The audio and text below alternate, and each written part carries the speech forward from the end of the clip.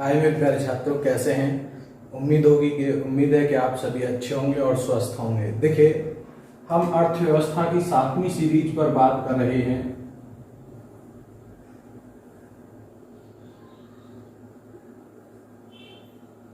सातवीं सीरीज पर बात कर रहे हैं। 6 सीरीज इससे पहले हम देख चुके हैं, तो उनको आप हमारी प्लेलिस्ट में जाकर के देख सकते हैं। और इसमें भी हम एक बात कर रहे थे वित्तीय बाजार, फाइनेंशियल मार्केट की बात कर रहे थे। और वित्तीय बाजार में भी प्यारे छात्रों हम 2 भाग पढ़ चुके हैं और वित्तीय बाजार का ही हम आज तीसरा भाग पढ़ रहे हैं इसमें। और देखिए, उसमें हमने एक केंद्रीय बैंक आरबीआई की बात की थी। आज हम उसी बैंकिंग सिस्टम पर पूर्ण रूप से डिटेल में बात करने वाले हैं। देखिए, यदि हम एक शब्द देखते हैं, बार बार बैंक जो शब्द है वो सामने आता है। और मैं बता चुका हूं, जो मुद्रा बाजार का जो बाजार होता है वो बैंक होता है। और इसी बैंक के बारे में हम यहां पर पढ़ने वाले हैं और बहुत ही डिटेल में पढ़ेंगे। देख लीजिए एक बार क्या पढ़ने वाले हैं। केंद्रीय बैंक पढ़ने वाले हैं, एक तो सेंट्रल बैंक ऑफ इंडिया, जिसको हम आरबीआई कह देते हैं। एक हम इस क्लास में देखेंगे अनुसूचित बैंक क्या है, शेड्यूल बैंक जिसको कह देते हैं। शेड्यूल्ड बैंक क्या है, इसके बारे में जानेंगे। एक गैर अनुसूचित बैंक क्या है,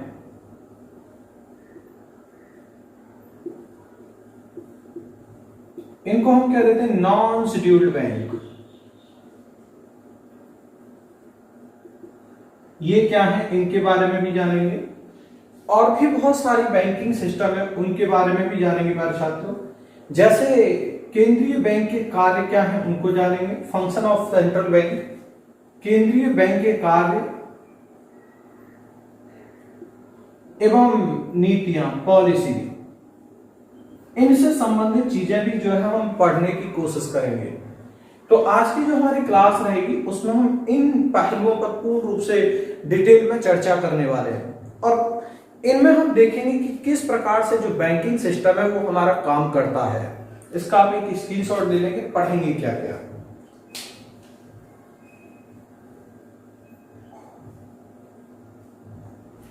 चलिए, सबसे पहले हम यहां पर जो आज की हम सबसे पहली बात करते हैं क्लास में कि बैंक क्या है। What is the bank, bank क्या है। देखिए, बैंक एक ऐसा माध्यम है जो कि किसी भी व्यक्ति को अपने आप से जोड़ता है, साथ ही साथ में उसकी जो कैपिटल है, जो धनराशि है, उसकी गारंटी भी देता है। जैसे आप जमा करते हैं पैसा, तो उस पैसे जमा की भी गारंटी देता है, डिपॉजिट्स की भी गारंटी देता है, उसके लेखा जोखा के बारे में भी बताता है। साथ ही साथ में एक आपको ऐसा नंबर भी प्रोवाइड कराता है जिसके माध्यम से आप वहां पर पंजीकृत होते हैं।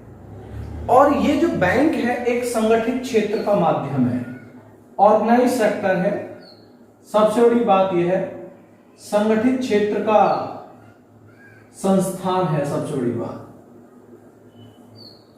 और मेरे प्यारे छात्रों, इसी में एक हमारा बैंक है और उस बैंक का नाम है RBI, reserve bank of India. एक बैंक है हमारा रिजर्व बैंक ऑफ इंडिया। और मेरे प्यारे छात्रों, ये जो रिजर्व बैंक ऑफ इंडिया है, इसको भारत का केंद्रीय बैंक या फिर बैंकों का बैंक भी कहा जाता है। It is also known as bankers of bank. इसको जो बैंकों का बैंक भी कहते हैं।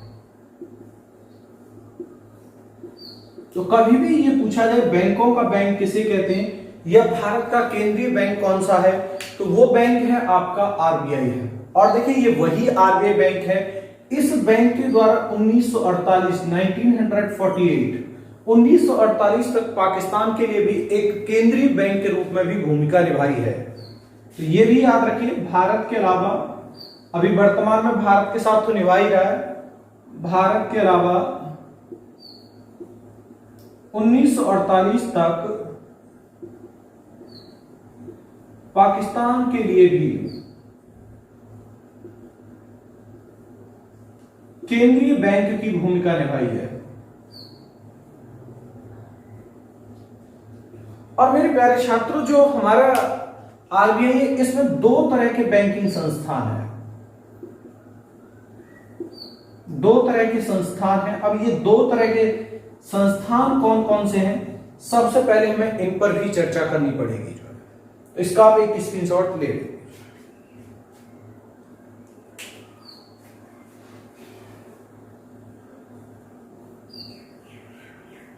देखिए, हम इसमें बात करते हैं कि आरबीआई में कौन कौन से दो तरह के संस्थान होते हैं, फिर हम आगे की ओर बढ़ते हैं। ध्यान दीजिए, जो आरबीआई है, रिजर्व बैंक ऑफ इंडिया, इसमें दो तरह के संस्थान हैं। एक होते हैं अनुसूचित बैंक होते हैं, इसमें जो है जिनको हम शेड्यूल्ड बैंक कह देते हैं, शेड्यूल्ड बैंक कह देते हैं। एक होते हैं प्यारे छात्रों गैर अनुसूचित बैंक होते हैं।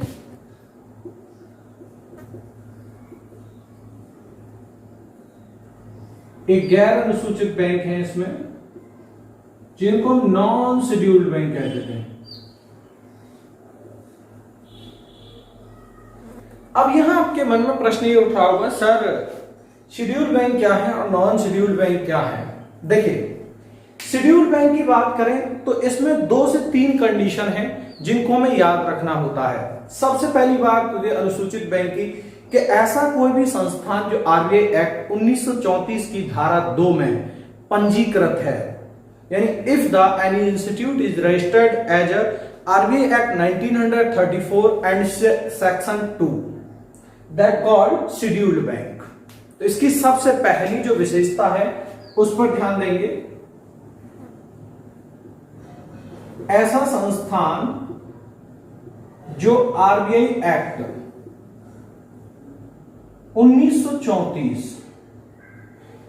की धारा यानी सेक्शन 2 में पंजीकृत हो, सबसे पहली बात।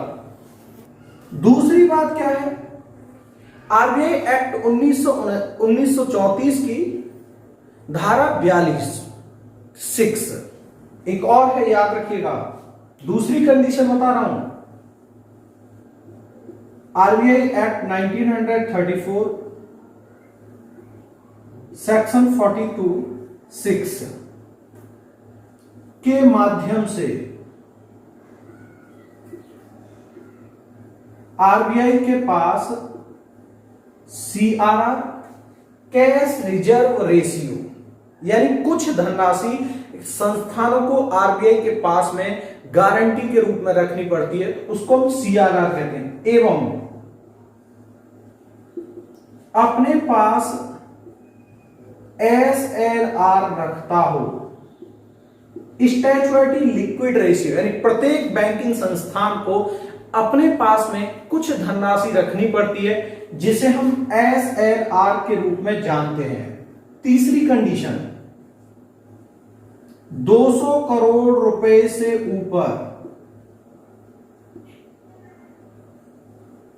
ऊपर की धनराशि हो।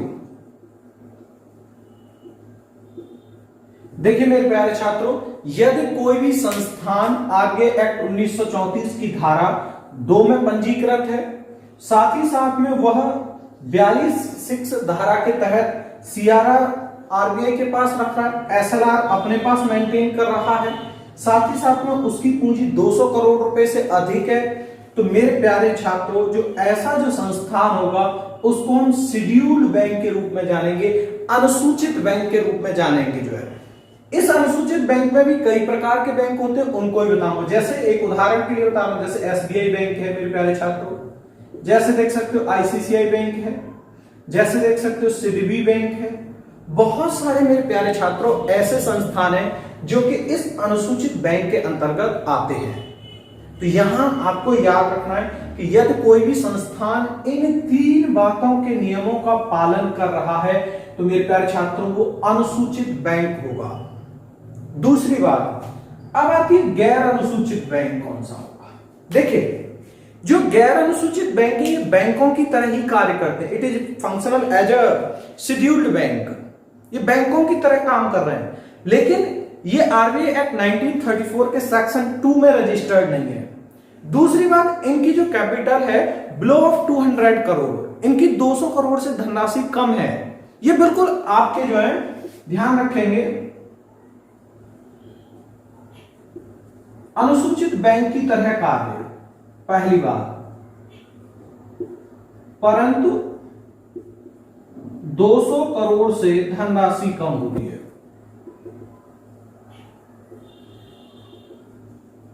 तीसरी बात मेरे प्यारे छात्रों याद रखना है,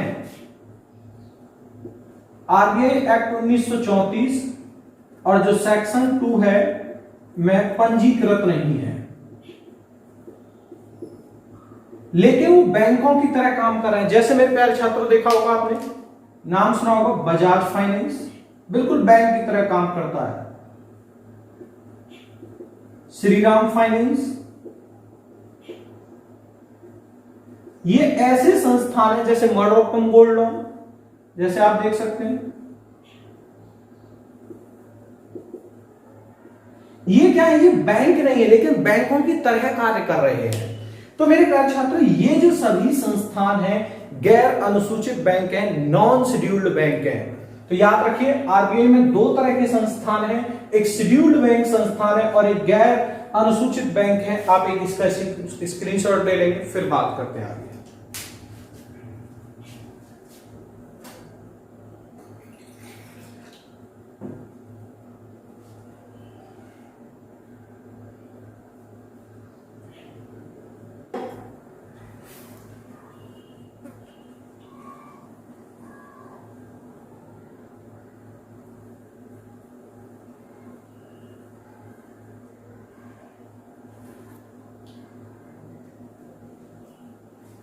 चलिए देखें, अब हम इसमें मेरे प्यारे छात्रों कुछ और भी बात कर लेते हैं। जैसे देखिए, जो अनुसूचित बैंक की बात करते हैं, इसमें भी कुछ प्रकार होते हैं, कुछ तरह के बैंक होते हैं, हम उनको भी देखते हैं। देखिए, जो अनुसूचित बैंक हैं, बहुत डिटेल में बताने वाला हूं, बहुत बारीकी से लेकर के जा रहा हूं। यदि कोई भी छात्र जो है बैंकिंग से संबंधित है या बैंक का एग्जाम देना चाह रहा है तो उसके लिए बहुत ही महत्वपूर्ण है ये जो है, और अन्य परीक्षाओं की दृष्टि से तो महत्वपूर्ण है ही है। तो देखिए, अनुसूचित बैंक जो है, शेड्यूल्ड बैंक,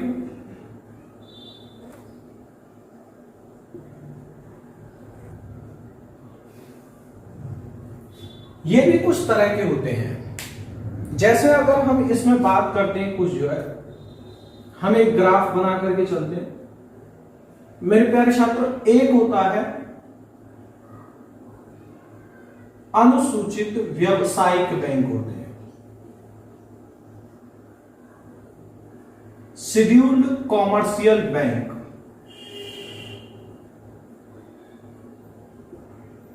एक होते हैं प्यारे छात्रों शेड्यूल्ड कॉमर्शियल बैंक, एक होते हैं इसमें अनुसूचित सहकारी बैंक, सभी बताऊंगा डिटेल में। शेड्यूल्ड कोऑपरेटिव या कॉरपोरेटिव बैंक, एक होते हैं अनुसूचित विकास बैंक होते हैं।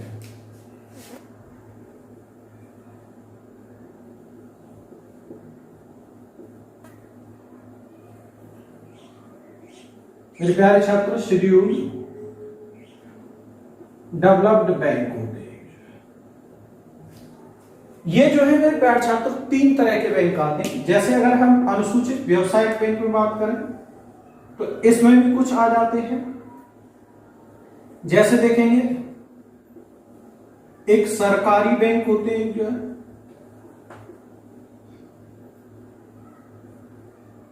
पब्लिक सेक्टर बैंक होते हैं। पब्लिक सेक्टर जो सरकार के क्षेत्र में है, दूसरा देखेंगे एक निजी बैंक भी है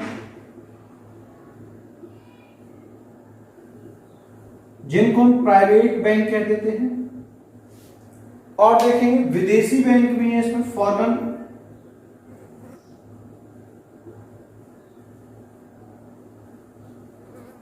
फॉरेन बैंक भी है इसमें जो है, और भी देखेंगे क्षेत्रीय ग्रामीण बैंक भी है इसमें जो है।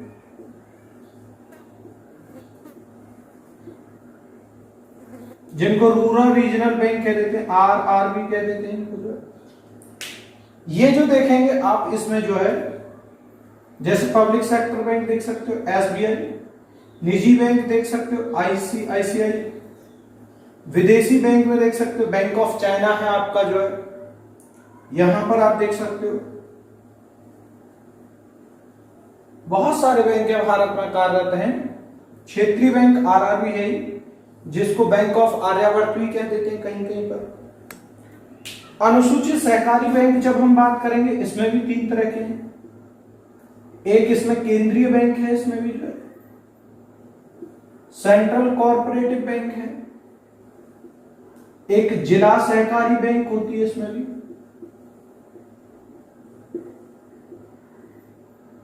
इसी जो सेंट्रल बैंक है इसी को जिला सहकारी बैंक कह देते हैं, दोनों एक ही बात है। एक राज्य सहकारी बैंक है इसमें, स्टेट कोऑपरेटिव बैंक है, एक और देखेंगे प्राथमिक सहकारी बैंक है, प्राइमरी कोऑपरेटिव बैंक होती है मेरे प्यारे छात्रों।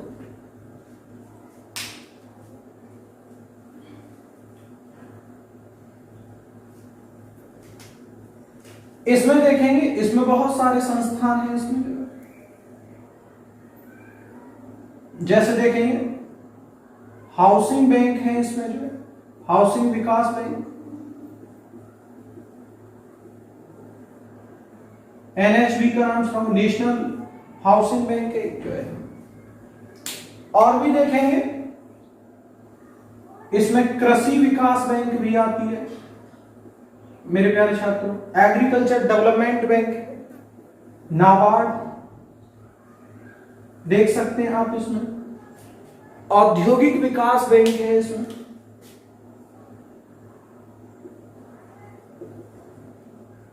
औद्योगिक विकास बैंक है इसमें, इंडस्ट्रियल डेवलपमेंट बैंक कह देते हैं इसको।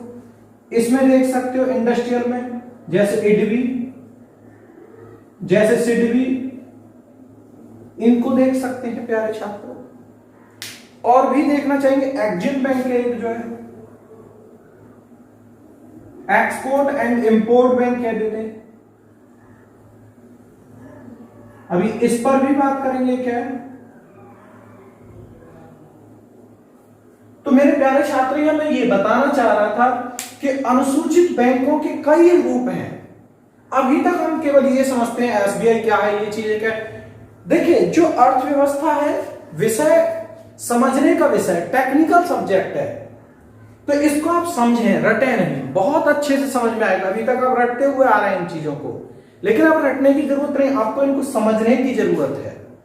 तो यहां मैंने इन अनुसूचित बैंकों को कई भागों में बांटा हुआ है, तो हम इसी आधार पर जब अनुसूचित बैंकों को पढ़ेंगे तो एक एक बैंक को डिटेल में लेकर के पढ़ेंगे, जिससे कि आपके जो एग्जाम की दृष्टि से कोई भी जो प्रश्न है वो इससे बाहर नहीं जा सके जो है। तो आप इसका एक बार स्क्रीनशॉट ले लें।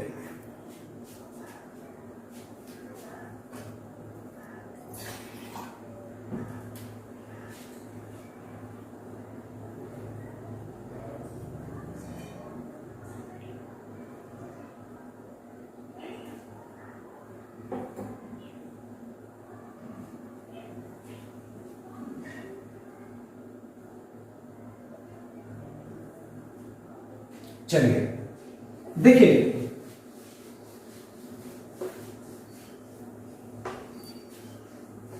कुछ आरबीआई के वर्तमान में विवादित पहलू भी रहे हैं, तो हम उस पर भी बात कर लेते हैं। वहां से भी कुछ क्वेश्चन पूछे जाते हैं। अभी आरबीआई पर आ रहा हूं मैं, पहले और चीजों को बता रहा हूं। कुछ आरबीआई के विवादित पहलू रहे हैं। देखें, जैसे आरबीआई की एक धारा है, सेक्शन है, पूछा जा सकता है, सेक्शन 7 है 1934 में, ये एक सेक्शन 7 है यानी धारा 7। एक अगर आपने, हमारे डिप्टी गवर्नर थे आचार्य विरल या विरल आचार्य, उनका नाम मिलता है, एक आरबीआई के डिप्टी गवर्नर थे, अब तो इस्तीफा दे दिया उन्होंने, आचार्य विरल। आचार्य विरल ने यह कहा कि बैंकों को स्वायत्तता दी जाए, government is the provide of freedom of RBI bank, उसको थोड़ा स्वतंत्रता दे कि आरबीआई को किन क्षेत्रों को लोन देना है ये आरबीआई स्वयं डिसाइड करे, और आरबीआई को किस तरह से कार्य करना है इस बात को आरबीआई डिसाइड करे। तो आरबीआई को थोड़ी बहुत जब स्वतंत्रता होगी तो अपने हिसाब से भी काम कर सकेगी। तो इस बात को लेकर के जो डिप्टी गवर्नर थे उन्होंने ये सुझाव दिया था। साथ ही साथ में इसके बाद जब नहीं माना गया तो विवादित और पहलू थे, जैसे आप देख सकते हैं गवर्नर भी थे एक हमारे जो है मुख्य गवर्नर उर्जित पटेल। उर्जित पटेल साहब ने भी इसी बात पर भी जोर दिया था कि आरबीआई को स्वायत्तता यानी स्वतंत्रता प्रदान की जाए, लेकिन इनकी बातों को नहीं माना गया। सरकार ने कहा कि आप सेक्शन 7 पर ध्यान दें। सेक्शन 7 ये कहता है कि सरकार बैंक को ये निर्देश दे सकती है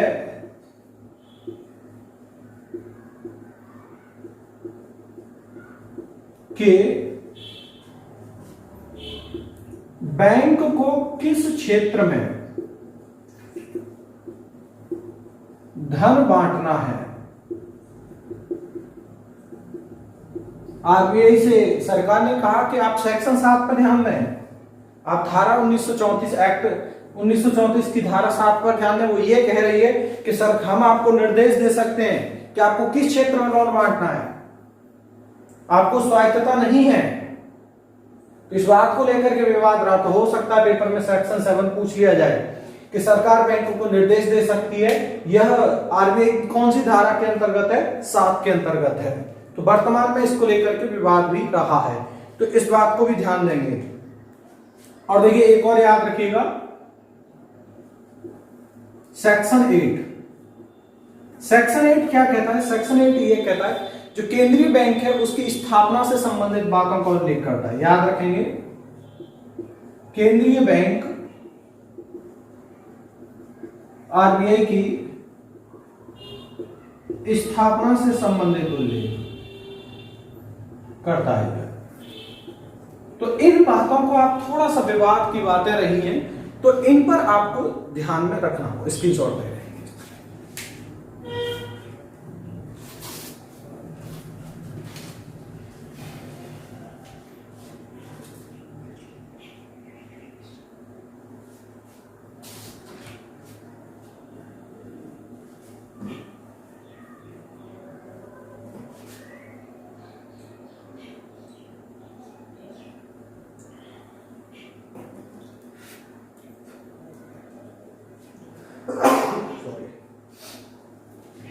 चलिए नेक्स्ट बात करते हैं। अब बात आते हैं हम आरबीआई। देखिए मैंने बहुत सारे आपको विवादित पहलू भी बताए, अब हम यहां बात कर रहे हैं आरबीआई की। भारतीय रिजर्व बैंक, नाम सुना ही होगा आपने इस पर। यह है भारतीय रिजर्व बैंक, यानी भारत का एक केंद्रीय बैंक है। मेरे प्यारे छात्रों, जब भारत स्वतंत्र नहीं हुआ था तो उससे पहले ही हमारे यहां पर बैंकों का उदय हुआ है। जैसे भारत का सबसे पहला बैंक 1770 में बैंक ऑफ हिंदुस्तान था, मैं बात करूंगा उस पर भी जो है। और उसके पश्चात में फिर धीमे धीमे बैंकों का विकास हुआ। तो 20वीं सदी 20th सेंचुरी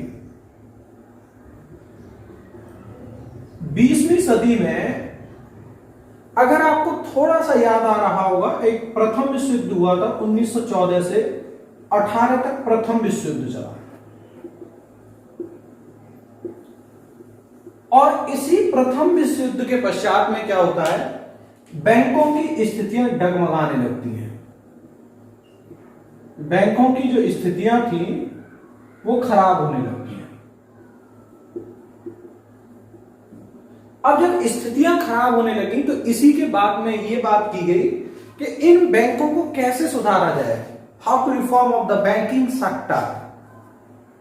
तो इसी रिफॉर्म के बाद में एक बात निकल करके यहां पर आई कि सभी बैंकों को एक साथ चलाने के लिए एक केंद्रीकृत बैंक का होना बहुत जरूरी है।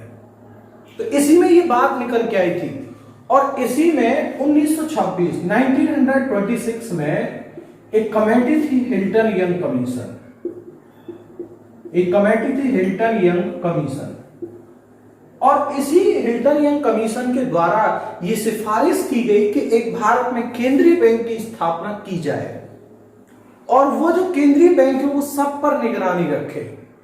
तो कभी भी ये पूछा जाए कि आरबीआई की स्थापना के लिए किस बैंक के द्वारा सिफारिश की गई थी, तो किस बैंक के द्वारा है, हिल्टन यंग कमीशन। और इसी के आधार पर जो था आरबीआई एक्ट 1934 बना था, आरबीआई अधिनियम 1934 को जो है बनाया गया था और इसी आरबीआई अधिनियम 1934 के आधार पर ही जो है 1 अप्रैल 1935 को एक केंद्रीय बैंक कौन सी स्थापित की गई थी, आरबीआई। तो मेरे प्यारे छात्रों, यहां अगर प्रश्न पूछा जाए कि केंद्रीय बैंक की स्थापना कब हुई है, तो कब हुई है, 1 अप्रैल 1935 को हुई थी। और याद रखेंगे, देखिए यह थोड़ा सा भारत की स्थिति को अगर आपको बताओ, ये बंगाल वाला क्षेत्र है और यहां ये कलकत्ता है। ये जो कलकत्ता वाला क्षेत्र है 1935 में जो आरबीआई स्थापित की गई थी उसका हेडक्वार्टर कलकत्ता को बनाया गया था। तो प्रश्न ये पूछा जाए प्रारंभिक समय में आरबीआई का जो मुख्यालय था वो कहां पर था, कलकत्ता में था। और इसके पश्चात में 1937 में मुख्यालय परिवर्तित किया गया और परिवर्तित करने के बाद में इस मुख्यालय को बनाया गया मुंबई। तो मेरे प्यारे छात्रों, अगर ये प्रश्न पूछा जाए कि आरबीआई का मुख्यालय कब परिवर्तित हुआ, तो कब परिवर्तित हुआ, 1937 में, और ये कहां बन गया, मुंबई बना। जिस समय 1937 में आरबीआई का मुख्यालय 1935 में कलकत्ता में था, उस समय इसके प्रथम जो गवर्नर थे sir Osborne Smith, sir Osborne Smith थे। तो प्रश्न ये पूछा जाए Who was the first governor of RBI? तो आपका आंसर आना चाहिए सर ओसबॉर्न स्मिथ, ब्रिटिश व्यक्ति थे ये जो है। तो ये हमारे आरबीआई के प्रथम गवर्नर के रूप में रहे हैं जो है। तो यहां आपको ये बात याद रखनी होगी। तो एक स्क्रीनशॉट ले लेंगे इसका, देखेंगे। तो मैंने यहां आपको बताया, सबसे बड़ी बात फिर देखेंगे, 1926 में हिल्टन यंग कमीशन, याद रखेंगे, सिफारिश के रूप में है। 1934 एक्ट, आरबीआई एक्ट है, आरबीआई एक्ट के द्वारा स्थापना। और स्थापना वर्ष पूछा जाएगा 1 अप्रैल 1935 को आरबीआई स्थापित हुआ है, फाउंडेड ऑफ आरबीआई। और दूसरी बात पूछा जाएगा आपसे,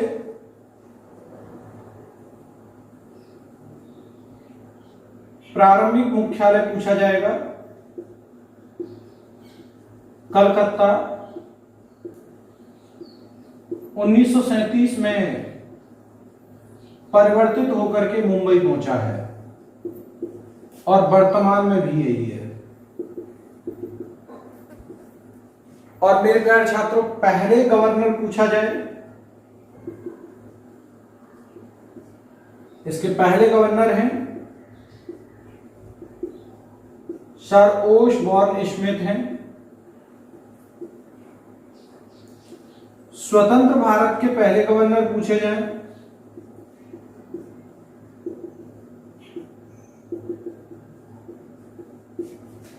CD देशमुख हैं, चिंतामणि देशमुख। और मेरे प्यारे छात्रों, वर्तमान गवर्नर पूछे जाएं। 25वें गवर्नर हैं और ये पता होगा, शक्तिकांत दास हैं ये जो है। और एक प्रश्न और पूछा जा सकता है आपसे जो है कि RBI की पहली डिप्टी गवर्नर के रूप में किसको बनाया गया था, तो वो भी पूछा जा सकता है। CJ उदेसी थी पहली महिला डिप्टी गवर्नर। ये है CJ उदेसी। और ऐसे व्यक्ति जो कि मिनिस्टर यानी वित्त मंत्री भी रहे हैं और एक अर्थशास्त्री भी रहे हैं और प्रधानमंत्री भी रहे हैं, वो व्यक्ति आपको पता ही होगा, डॉक्टर मनमोहन सिंह हैं। इनके बारे में भी मेरे प्यारे छात्र याद रखेंगे। और एक बात और, हां, अगर RBI का वित्तीय वर्ष पूछा जाए, फाइनेंशियल ईयर ऑफ RBI, वित्तीय वर्ष पूछा जाए, तो 1 जुलाई से प्रारंभ होता है 30 जून तक। यह भी आपको यहां पर याद रखना होगा। और जो लोगो है हमारी RBI का, उसमें जो बंगाल टाइगर है का चित्र है। और दूसरी बात यह देखेंगे आप जो उसमें पाम ट्री है, पाम ट्री का साइन है उसमें, इसका एक स्क्रीनशॉट ले लेंगे।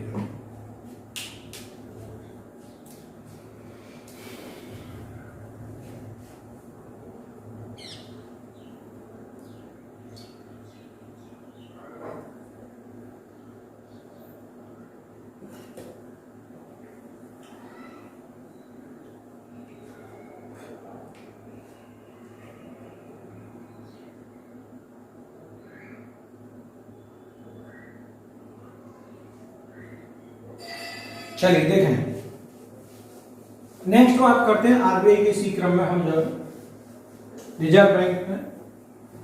देखिए, RBI के हेडक्वार्टर के अलावा 4 क्षेत्रीय कार्यालय भी हैं।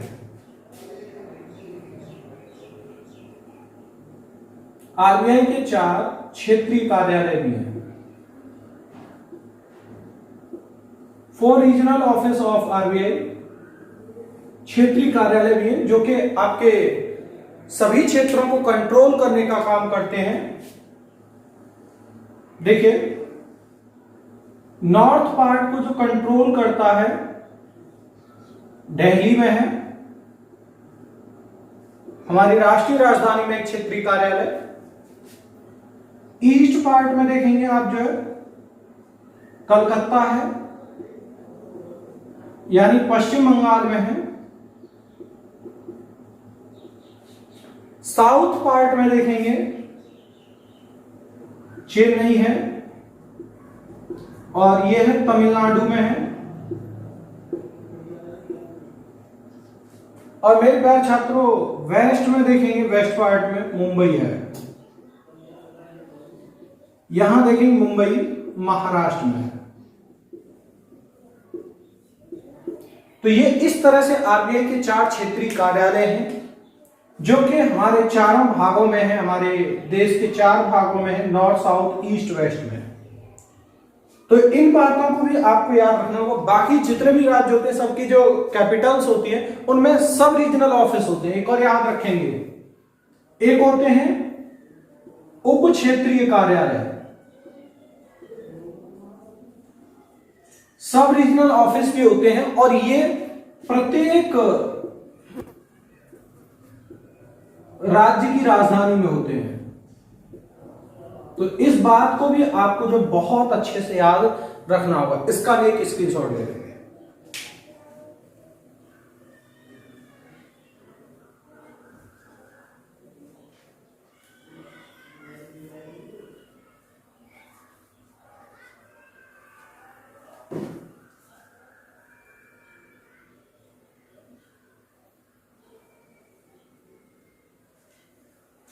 चलिए,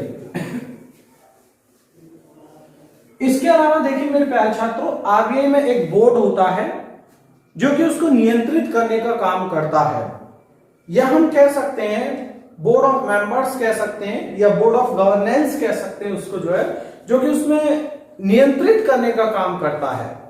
जैसे अगर आप देखेंगे प्रत्येक जो इंस्टीट्यूशंस होता है उसको रेगुलेट करने के लिए एक बॉडी होती है, तो उसी प्रकार से जो आरबीआई है उसको भी रेगुलेट करने के लिए एक बॉडी है, जिसमें जैसे आप देखेंगे एक आपका हेड गवर्नर होता है, 4 डिप्टी हेड गवर्नर होते हैं, और देखेंगे 4 रीजनल ऑफिस जो होते हैं उन क्षेत्रों से आए हुए सदस्य होते हैं, 2 वित्त मंत्रालय से आए हुए सदस्य होते हैं, प्रतिनिधि होते हैं, 10 सरकार के द्वारा चुने हुए मेंबर्स होते हैं। तो ऐसे करके जो है आरबीआई का एक तरह से हम कह सकते हैं पैनल बनता है, उस पर भी आइए देखते हैं। जो है देखिए, अगर कभी भी पूछ लिया जाए आरबीआई के सदस्य, या इस तरह से पूछा जा सकता है बोर्ड मेंबर्स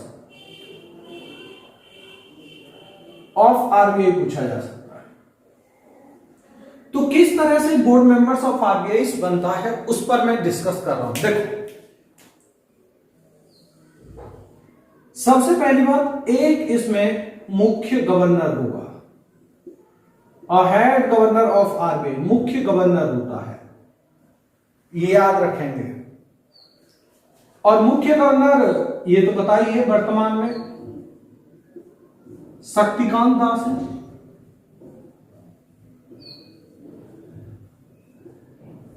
जो कि 25 में मुख्य गवर्नर है, इस बात को ध्यान रखिए। 4 इसमें डिप्टी गवर्नर होते हैं, 4 इसमें कौन होते हैं? डिप्टी गवर्नर, जो कि सहायता के लिए होते हैं। 4 सदस्य 4 क्षेत्रीय कार्यालयों से आते हैं।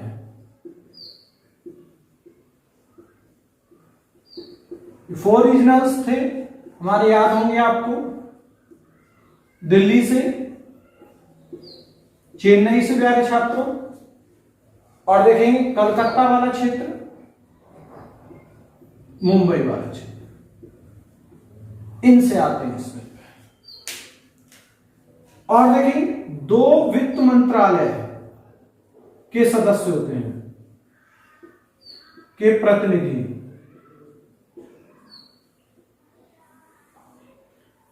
To members of finance ministry, और इसमें देखेंगे 10 सदस्य सरकार के, एक तरह से हम कह सकते हैं डायरेक्टर होते हैं, सरकार के डायरेक्टर्स, और 10 मेंबर्स ऑफ इंडियन गवर्नमेंट्स। तो इस तरह से देखेंगे 5, 9, 11, 21। तो इससे मिलाकर के जो है आरबीआई की एक गवर्नेंस बॉडी बनती है, जो कि संपूर्ण जो कार्य होते हैं उनको वो करने का करती है। तो यहां आपको इस क्रम में इस बात को भी जो है याद रखना होगा, इसका एक स्क्रीनशॉट आप ले लेंगे।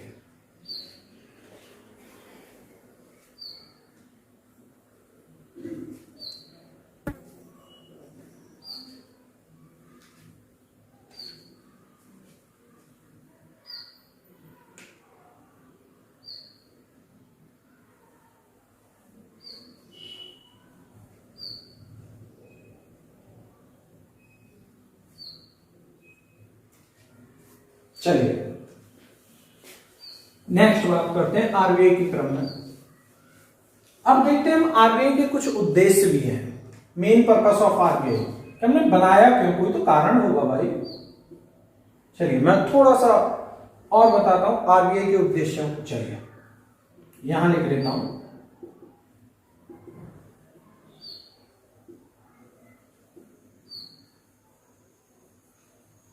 क्या क्या इसके उद्देश्य हो सकते हैं उनको देखते हैं। सबसे पहला ध्यान देंगे,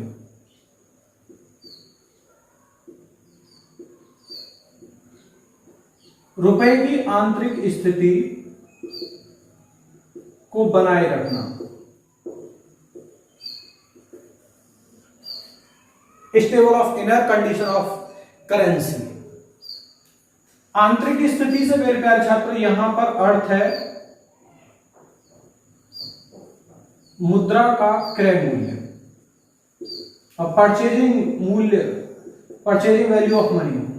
जैसे आप देखेंगे परचेजिंग मूल्य का मतलब है कि जो वस्तु जितने रुपए में वो उतने में मिले। जैसे आप देखेंगे कोई वस्तु 1 रुपया बराबर कितने में मिल रही है, तो दूसरी जगह भी वो उसी स्थिति में मिले। तो रुपए की समान वैल्यू जो है पूरे भारत में बनी रहे, तो उसकी स्थिति की बात करता है। दूसरी बात, रुपए के बाह्य मूल्य की स्थिरता। ये तो भारत की स्थिति, भारत में बात हो गई। दूसरा, रुपए के बाह्य मूल्य की स्थिरता और stable condition of our currency besides of foreign currency. जैसे आप देखेंगे, हम देखते हैं रुपए की तुलना हम किससे कर देते हैं, कभी डॉलर से। तो यानी जो वैश्विक मुद्रा है, डॉलर क्या है, वैश्विक मुद्रा है, वर्ल्ड करेंसी। तो वैश्विक मुद्रा की अपेक्षा में अपने मूल्य को बनाए रखना कि हमारा यानी कितने रुपए, 1 डॉलर बराबर कितना रुपया है। तो जो डॉलर की स्थिति रुपए के कंपैरिजन में चल रही है, इसकी स्थिरता बनाए रखना कि कहीं ऐसा ना हो कि ज्यादा कंडीशन रुपए की खराब हो जाए। तो इस स्थिरता का भी जो काम है वो आरबीआई का होता है। नेक्स्ट देखेंगे वस्तु मूल्य स्थिरता और stable condition of goods value. कैसे आप इसका देख सकते हैं, महंगाई को कम करना, महंगाई कम यानी मनी इन्फ्लेशन की बात कर रहा हूं। अभी इसको मैं डिटेल में और बताऊंगा क्या होता है। और देखिए आर्थिक विकास करना है, इकोनॉमिकल डेवलपमेंट, ये तो पता ही है, आप लोन ले रहे हैं, अन्य काम कर रहे हैं। जो पंजीकृत संस्थान है, पंजीकृत संस्थानों का विकास करना, डेवलपमेंट ऑफ रजिस्टर्ड इंस्टीट्यूशंस। जैसे पंजीकृत संस्थान कौन है, वही अनुसूचित बैंक, अनुसूचित बैंक की बात हो रही है, तो इनका भी विकास करना है। नहीं तो भाई ये काम क्यों करेंगे जो है, तो इसके लिए भी बहुत अच्छी चीजें होती हैं। तो यहां देख रहे हैं ये आरबीआई के मेन उद्देश्य है, मेन पर्पस है ये जो है। तो ये इन चीजों को भी आरबीआई जो है काम के रूप में लेकर के आता है। तो इसका एक स्क्रीनशॉट आप ले लेंगे।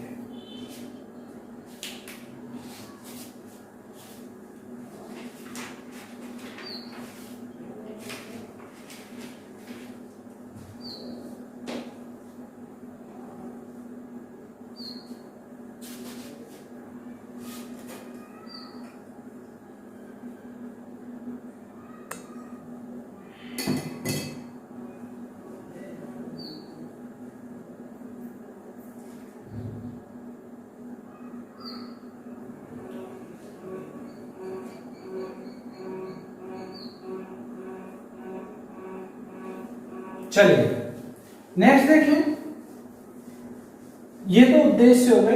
एक बात और पूछी जाती है हमसे, आरबीआई द्वारा नोटों का जारी करने का आधार पूछ लिया जाएगा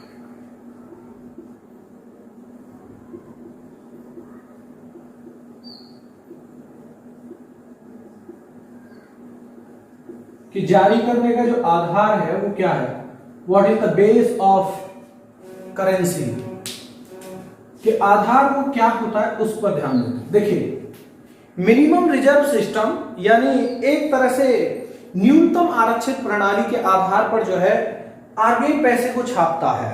अब वो न्यूनतम आरक्षित प्रणाली क्या है, ये भी मन में प्रश्न आ रहा होगा। मिनिमम रिजर्व सिस्टम का मतलब है कि कम से कम हमारे पास इतना मुद्रा भंडारण होगा जिसके आधार पर हम इतनी ही धनराशि छाप सकते हैं। जैसे मान लीजिए कि हमारे पास 10 रुपया विदेशी मुद्रा है, तो हम इतने आधार पर करेंसी इतनी छाप सकते हैं। अब आप सोच रहे हो सर आरबीआई कितना पैसा छाप सकती है, ज्यादा पैसा छाप देगी तो मेरे प्यारे छात्रों वो पैसा निर्गमन भी अगर ज्यादा कर देती है तो फ्लो कहां पर होगा, मार्केट में। अगर मार्केट में फ्लो पैसा ज्यादा हो जाएगा तो आप सोचिए महंगाई ज्यादा हो जाएगी, परचेजिंग पावर ज्यादा बढ़ेगी, महंगाई बढ़ेगी। और महंगाई अगर ऐसी स्थिति में ज्यादा स्थिति होती है तो मनी इन्फ्लेशन बहुत ज्यादा हायर हो जाएगा, तो वो भी किसी देश की स्थिति के लिए अच्छा नहीं है। तो यहां पर जारी करने का आधार जो है minimum reserve system, minimum reserve system है, न्यूनतम आरक्षित प्रणाली है। और इसके अंतर्गत आरबीआई को कम से कम अपने पास 200 करोड़ रुपए का भंडारण रखना पड़ता है। 200 करोड़ रुपए का भंडारण रखना होता। और इसमें भी मेरे प्यारे छात्रों आरबीआई दो तरह से 200 करोड़ का रखती है। 115 करोड़ रुपए गोल्ड के रूप में या गोल्ड कॉइन्स भी हो सकते हैं, यानी स्वर्ण। 115 करोड़ रुपए का स्वर्ण भंडार होगा और 85 करोड़ रुपए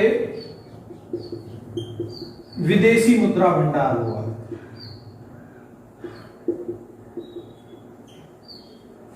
विदेशी मुद्रा भंडार के रूप में फॉरेन करेंसी। और फॉरेन करेंसी अधिकतर वही होती है जो कि उस समय एक तरह से विश्व बाजार में प्रचलित हो।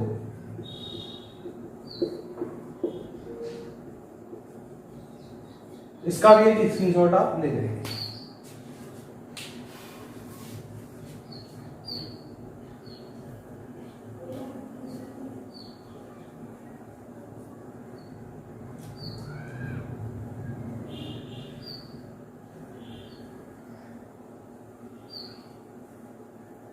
चलिए नेक्स्ट हम बात करते हैं आरबीआई के फंक्शन की बात करते हैं, कार्य की बात करते हैं कि आरबीआई के कार्य क्या है। देखिए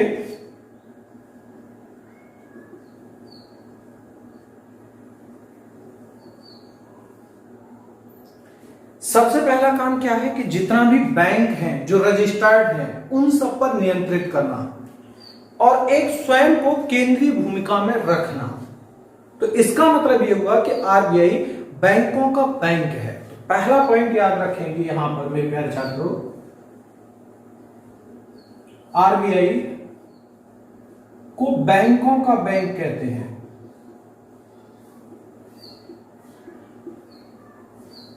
सबसे पहले क्यों? सभी पर नियंत्रण। दूसरी बात, नोटों का निर्गमन भी करता है। इन जो नोट की छपाई का काम है वो भी इसी के पास है। नोटों का निर्गमन। और याद रखेंगे ब्लो ऑफ 1 रुपीज, 1 रुपए से कम, ये भारत सरकार के नियंत्रण में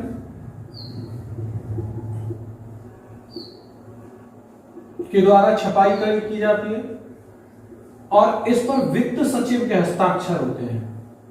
फाइनेंस सेक्रेटरी के सिग्नेचर होते हैं, याद रखिए, वित्त मंत्रालय के नहीं, वित्त सचिव के हस्ताक्षर है। और 1 रुपए से अधिक की मुद्रा की बात करेंगे जब कभी भी, ये आरबीआई के पास अधिकार है, राइट्स हैज द आरबीआई। और ये बात और याद रखिए प्यारे छात्रों, इन सभी नोट पर जो है आरबीआई के मुख्य गवर्नर के हस्ताक्षर होते हैं।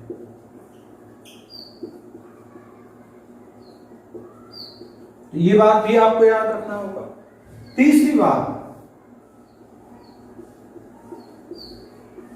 सरकार के बैंक के रूप में कार्य करना। जितने भी राज्य सरकार होती है या केंद्र सरकार होती है, इन सब का जो अकाउंट डीलिंग होता है वो आरबीआई करती है। चाहे राज्य हो चाहे केंद्र सरकार, सबको जो डीलिंग के रूप में लेता है वो आरबीआई लेता है। और देखेंगे बैंकिंग संरचना को मजबूती प्रदान करना।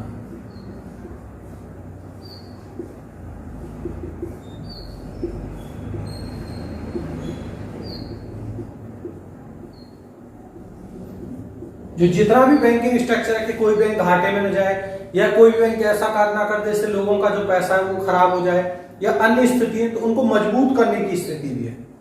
और देखिए सरकार की मौद्रिक नीति को भी बनाए रखना।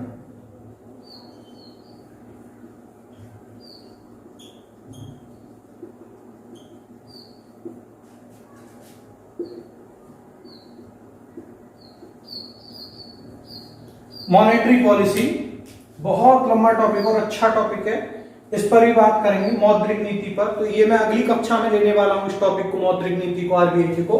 बहुत अच्छा टॉपिक है। तो मेरे प्यारे छात्रों, ये आरबीआई के काम है, तो इनको आपको ध्यान में रखना होगा। तो आज की क्लास में हमने आरबीआई से संबंधित कुछ चर्चाएं की।